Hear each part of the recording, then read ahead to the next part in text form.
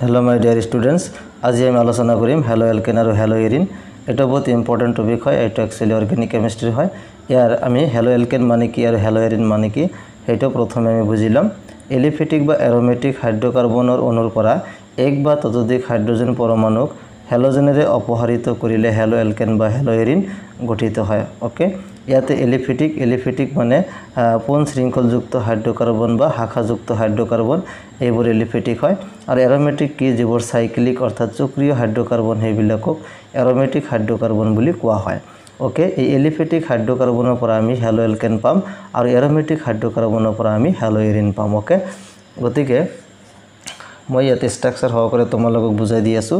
এলকেন তাৰ আগত কি আছে হ্যালো অৰ্থাৎ হ্যালোজেন বৰ্গ 17 মৌলবোৰক হ্যালোজেন বুলি কোৱা হয়, যেনেকুৱা ফ্লোৰিন, তাৰ পিছত আহিব ক্লোৰিন, ব্ৰোমিন, আয়োডিন, স্টেটাইন, এইবিলাক হৈছে হ্যালোজেন। ওকে, আৰু এলকেনৰ যেটো সাধাৰণ ফৰ্মুলা সেইটো তোমালোকে জানা, CnH2n+2 এইটো হৈছে এলকেনৰ সাধাৰণ ফৰ্মুলা। এইটো তোমালোকে মনত ৰাখিবা, CnH2n+2। ইয়াতে Cn মানে হৈছে নাম্বাৰ অফ কাৰ্বন এটমছ অৰ্থাৎ কাৰ্বন পৰমাণুৰ সংখ্যা, আৰু H2n+2 মানে হৈছে number of hydrogen atom hydrogen পৰমাণুৰ সংখ্যা। ওকে, এতিয়া এইটো হল আমাৰ এলকেনৰ ফৰ্মুলা, কিন্তু যেতিয়া হ্যালো এলকেন আহিব তেতিয়া কি হ'ব চোৱা, CnH2n+1 * X, এটা X আহিব। X মানে হ্যালোজেন, আমি হ্যালোজেনক X ৰে বুজোৱা হয়। গতিকে এই CnH2n+2 পৰিৱৰ্তে ইয়াতে এটা হাইড্ৰোজেন অপহৰিত হ'ব।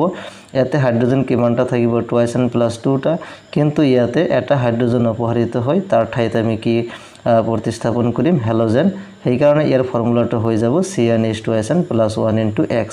এইটো হৈছে আমাৰ হ্যালো এলকেন। ওকে, হ্যালো এলকেনৰ ফৰ্মুলা। ওকে, হ্যালো এৰিনৰ ক্ষেত্ৰতো জাস্ট আমি এৰোমেটিক সাইক্লিক বা চক্ৰীয় যৌগটো আমি ল'ব লাগিব। এতিয়া এটা যদি এক্সাম্পল লওঁ, সাপোজ CH4, এইটো হৈছে মিথেন। ওকে, মিথেনটো এইটো হৈছে আমাৰ এটা এলকেনৰ উদাহৰণ। এই মিথেনত হাইড্ৰোজেন কেইটা আছে 4টা। মিথেনক আমি এনেকৈ লিখিব পাৰো, CH3। ওকে, হাইড্ৰোজেন 3টা, আৰু এটা হাইড্ৰোজেন এনেকৈ সেপাৰেট লিখিব পাৰো। ওকে, এতিয়া এই CH3 এটো সেম ৰাখিলো, আৰু এই হাইড্ৰোজেনটো ৰিপ্লেস কৰি আমি সাপোজ ক্লোৰিন প্ৰতিস্থাপন কৰিলো। ওকে, X ইয়াতে আমি ক্লোৰিন বা ফ্লোৰিন ল'ব পাৰা বা ব্ৰোমিন ল'ব পাৰা। ক্লোৰিন লৈছে, গতিকে এটোৰ নাম হৈছে ক্লোৰোমিথেন। ইয়াৰ নামটো কি আছিল মিথেন, ইয়াৰ নাম হৈছে ক্লোৰোমিথেন।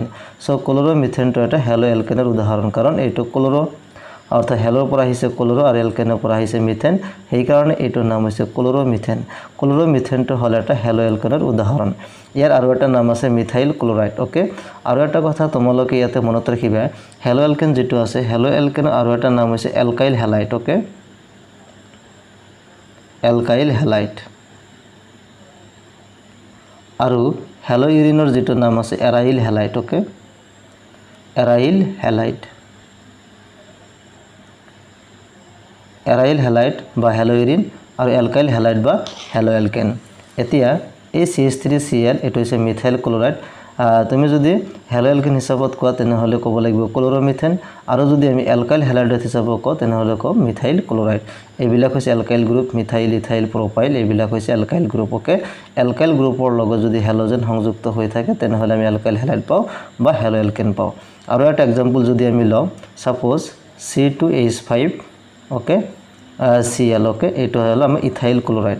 একচুয়ালি এইটো ক'ৰ পৰা আহিছে, C2H6, ইয়াৰ নাম হৈছে ইথেন। ওকে, ইথেনৰ এটা হাইড্ৰোজেন পৰমাণুক অপহৰিত কৰি আমি কি পাইছো, ইথাইল ক্লোৰাইড পাইছো। গতিকে ইথাইল ক্লোৰাইডটো হ'ল এটা হ্যালো এলকেন, হ্যালো এলকেনৰ উদাহৰণ। ইয়াৰ নামটো হ'ব ক্লোৰোইথেন বা ইথাইল ক্লোৰাইড। ওকে, আমি ইয়াতে C2H5 ব্ৰোমিনো লিখিব পাৰো। ওকে, কাৰণ হ্যালোজেন আমি ফ্লোৰিন, ক্লোৰিন, ব্ৰোমিন, আয়োডিন ল'ব পাৰো। ইয়াৰ নাম হৈছে ব্ৰোমোইথেন বা ইথাইল ব্ৰোমাইড। ওকে, আকৌ আমি যদি এটো লওঁ C2H5, হ্যালোজেনৰ ঠাইত আমি আই লৈছো অৰ্থাৎ আয়োডিন লৈছো, তেনেহলে ইয়াৰ নামটো কি হ'ব ইথাইল আয়োডাইড বা আয়োডো ইথেন। অৰ্থাৎ এনেকৈ আমি হ্যালোজেন আমি হাইড্ৰোজেন পৰমাণু অপহৰিত কৰি হ্যালোজেন পৰমাণু প্ৰতিস্থাপন কৰিলে হ্যালো এলকেন পাওঁ। ওকে, আৰু এৰাইল হ্যালাইডৰ ক্ষেত্ৰত কি চাব লাগিব, এৰোমেটিক যৌগটা চাব লাগিব।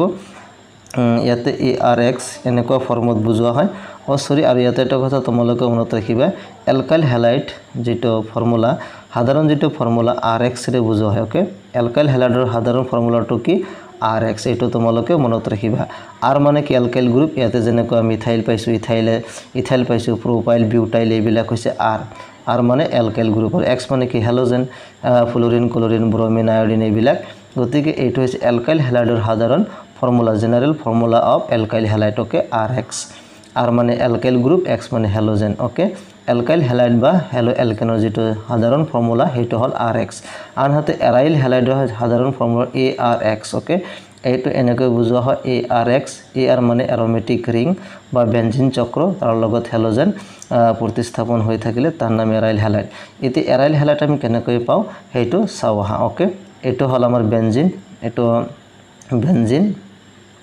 ওকে ইয়াতে কি আছে কাৰ্বন আছে ইয়াতে কাৰ্বন আছে ইয়াতে কাৰ্বন আছে ইয়াতে হাইড্ৰোজেন এনেকৈ হাইড্ৰোজেন আমি লিখিব পাৰো 1 2 3 4 এটা হাইড্ৰোজেন হ'ব ইয়াতে এটা হাইড্ৰোজেন হ'ব ইয়াতে এটা হাইড্ৰোজেন হ'ব ইয়াতে এটা হাইড্ৰোজেন হ'ব ইয়াতে এটা হাইড্ৰোজেন হ'ব ইয়াতে এটা হাইড্ৰোজেন হ'ব ওকে এইটো হল আমাৰ বেনজিন এতিয়া কাৰণ কাৰ্বনৰ যোজ্যতা 4 হ'ব এটো কাৰ্বন যদি আমি কনসিডাৰ কৰো ইয়াৰ বন্ধনী 4 হ'ব লাগিব 1 2 3 4 ইয়াতে দুটা বন্ধনী আছে সেই কাৰণে কাৰ্বনৰ যোজ্যতা 4 হাইড্ৰোজেন এটা হৈছে ইয়াতো কাৰ্বনৰ যোজ্যতা 4 1 2 3 4 ইয়াতো 4 1 2 3 4 গতিকে বেনজিনৰ যেটো ফৰ্মুলা আছিল C6H6 কাৰ্বন 6টা হাইড্ৰোজেন 6টা এইটো আমি ষ্ট্ৰাকচাৰৰ জৰিয়তে গঠনৰ জৰিয়তে বুজিব পাৰিলো ওকে এতিয়া এই বেনজিনটো এটো এৰোমেটিক এটা ৰিং বা এৰোমেটিক যৌগ বুলি কোৱা হয় এৰোমেটিক যৌগ ইয়াৰ যিকোনো এটা হাইড্ৰোজেন পৰমাণু যদি আমি হ্যালোজেনৰ প্ৰতিস্থাপন কৰো সাপোজ এইটো হাইড্ৰোজেন তোমালোকে এইটো কৰিব পৰা এইটো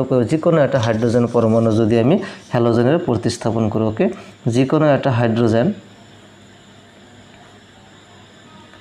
বাকিবিলাক হাইড্ৰোজেন আছে সাপোজ এইটো হাইড্ৰোজেনৰ ঠাইত আমি ইয়াতে হাইড্ৰোজেন নিদিলেও হাইড্ৰোজেন বুজোৱা হ'ব জাস্ট এতে আমি এই হাইড্ৰোজেন ৰিপ্লেস কৰি হ্যালোজেনেৰে প্ৰতিস্থাপন কৰিছো ওকে X গতিকে এইটো হৈছে হ্যালোইৰিন ওকে এইটো হ্যালোইৰিন হ'ব কাৰণ এটা হাইড্ৰোজেন ইয়াৰ পৰা এটা হাইড্ৰোজেন অপহৰিত কৰিছো এটা হাইড্ৰোজেন অপহৰিত কৰি ইয়াতে ক্লোৰিন প্ৰতিস্থাপন হৈছে প্লাস X বুলি লিখিব পাৰো মাইনাস হাইড্ৰোজেন প্লাস X অৰ্থাৎ X টো ইয়াতে প্ৰতিস্থাপন হৈছে আৰু হাইড্ৰোজেনটো ইয়াৰ পৰা অপহৰিত হৈছে ওকে এনেকৈ শৰ্ট ফৰ্মত আমি লিখিব পাৰো সো এইটো হৈছে হ্যালোইৰিন এতিয়া হ্যালোইৰিনৰ X ৰ ঠাইত যদি আমি এবাৰ হ্যালোজেনৰ নম্বৰ বহুৱাই দিও তেনেহলে বেলেগ আমি এৰোমেটিক যৌগ পাম যেনেকুৱা এটো আছিল আমাৰ বেনজিন চক্ৰ ওকে ইয়াতে X আছিল X ৰ ঠাইত যদি আমি ক্লোৰিন বহাই দিও হ্যালোজেন এটা বহাই দিলো ইয়াৰ নাম হ'ব ক্লোৰোবেনজিন ওকে বা এৰাইল হ্যালাইড বা এৰাইল ক্লোৰাইড বুলি আমি ক'ব পাৰো ওকে তাৰ পিছত বেনজিন চক্ৰৰ লগত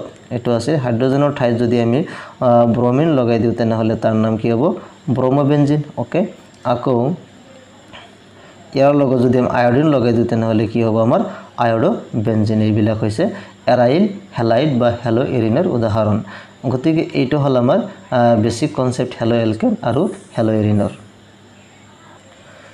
ওকে তেনেহলে এখানে আমি পালো হ্যালোএলকেনবোৰত হ্যালোজেন পৰমাণুটো এলকাইল মূলক এটা থকা sp3 সংকৰিত কাৰ্বন পৰমাণু হৈতে যোজিত হৈ থাকে আনহাতে হ্যালোইৰিনত থকা হ্যালোজেন পৰমাণুবোৰে sp2 সংকৰিত কাৰ্বন পৰমাণু হৈতে যোজিত হৈ থাকে বহুত ইম্পৰ্টেন্ট এটা কনসেপ্ট ইয়াতে যেনেকৈ আমি এইটো কাৰ্বন পাইছো মিথাইল ক্লোৰাইড এইটো কাৰ্বন sp3 সংকৰিত হয় C ইয়াতে তুমি ক্লোৰিন আহিব হাইড্ৰোজেন আমি হাইড্ৰোজেন টো এনেকৈ লিখিব পাৰো ইয়াতে এটা হাইড্ৰোজেন ইয়াতে এটা হাইড্ৰোজেন ইয়াতে এটা হাইড্ৰোজেন অলপ বিস্তাৰ কৰি লিখিছো ওকে এনেকৈ আমি লিখিব পাৰো CH3Cl আৰু এইফালে বেনজিন চক্ৰটো আমি এনেকৈ লিখিব পাৰো এত যদি আমি Cl লিখো ওকে ক্লোৰোবেনজিন ইয়াৰ নাম হৈছে মিথাইল ক্লোৰাইড এই কাৰ্বন পৰমাণুটো কি হ'ব sp3 সংকৰিত অৰ্থাৎ হ্যালোএলকেন বা এলকাইল হ্যালাইডবোৰত কাৰ্বন পৰমাণুটো কি হয় হ্যালোজেন সংলগ্ন কাৰ্বন পৰমাণুটো এটো হ্যালোজেন সংলগ্ন যেটো কাৰ্বন পৰমাণু আছে এই কাৰ্বন পৰমাণুটো কি হয়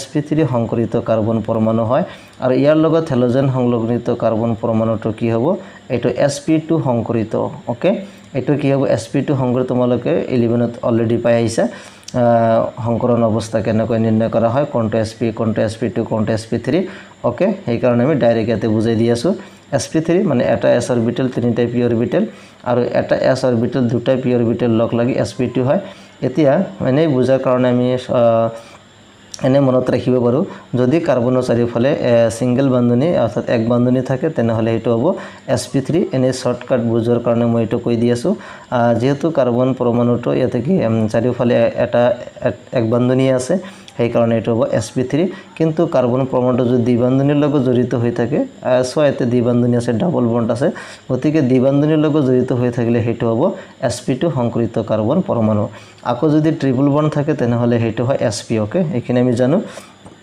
সাপোজ ইয়াতে এই কার্বন পরমাণুটো sp2 হ'ব কাৰণ ইয়াতে ডাবল বন্ড আছে এই কাৰ্বন পৰমাণু sp2 হ'ব কাৰণ ইয়াতে ডাবল বন্ড আছে এই কাৰ্বন পৰমাণুটো sp2 হ'ব কাৰণ ইয়াতে ডাবল বন্ড আছে অৰ্থাৎ বেঞ্জিনৰ প্ৰতিটো কাৰ্বন পৰমাণু কি হয় sp2 সংকৰিত কাৰ্বন পৰমাণু হয় ওকে এটো তোমালোকে মনত ৰাখিবা ওকে গতিকে এতিয়া হ্যালো এলকেন আৰু হ্যালো এৰিনৰ যৌগৰ কিছুমান ব্যৱহাৰ ইয়াতে দিয়া হৈছে যেনেকুৱা মাটিত থকা অনুজীৱসমূহে ক্লোৰাম ফেনিকল নামৰ এটা ক্লোৰিনযুক্ত এন্টিবায়োটিক সংশ্লেষণ কৰে ইয়াক টাইফয়েড ৰোগৰ চিকিৎসাত প্ৰয়োগ কৰা হয় ওকে টাইফয়েড ৰোগৰ চিকিৎসাত কোনটো ব্যৱহাৰ কৰা হয় ক্লোৰাম ফেনিকল আৰু এটা হৈছে জৈৱ যৌগ বা হ্যালো এলকেন আৰু হ্যালো এৰিনৰ ভাগত পৰে ইয়াক টাইফয়েড ৰোগৰ চিকিৎসাত প্ৰয়োগ কৰা হয় আমাৰ শৰীৰত থাইৰক্সিন নামৰ আয়োডিনযুক্ত হৰমোন এবিধ প্ৰস্তুত হয় ইয়াৰ অভাৱত গয়টা ৰোগ হোৱা দেখা যায় ওকে গয়টা ৰোগ কাৰ অভাৱত হয় থাইৰক্সিন ওকে এইবোৰ হৈছে জৈৱ যৌগৰ ব্যৱহাৰ বা হ্যালো এলকেন আৰু হ্যালো এৰিনৰ যৌগৰ ব্যৱহাৰ ক্লোৰোকুইন নামৰ সংশ্লেষিত ক্লোৰিনযুক্ত যৌগটোক মেলেৰিয়া ৰোগৰ দৰৱ হিচাপে আৰু হেলোথেনক অস্ত্ৰোপচাৰৰ সময়ত চেতনানাশক হিচাপে ব্যৱহাৰ কৰা হয় ওকে গতিকে এইখিনি তোমালোকে পঢ়ি লবা জাস্ট ইয়াতে যিখিনি কনসেপ্ট আছিল মই বুজাই দিলো ওকে এইখিনি তোমালোকে প্ৰ্যাকটিছ কৰিবা পৰৱৰ্তী ভিডিঅ'টোত আমি হ্যালো এলকেন আৰু হ্যালো এৰিনৰ ক্লাসিফিকেশন বা শ্ৰেণী বিভাজন সম্পৰ্কে আলোচনা কৰিম